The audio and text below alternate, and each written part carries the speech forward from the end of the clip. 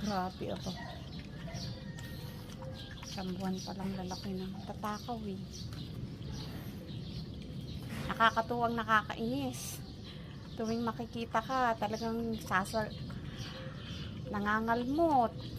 Palaging pagkain hinahanap. Lakas kumain na ba? Lakas sa bigas.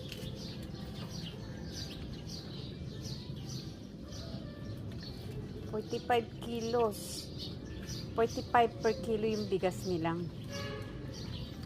Nakaloka.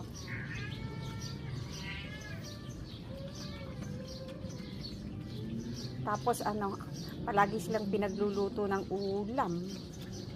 Adobo,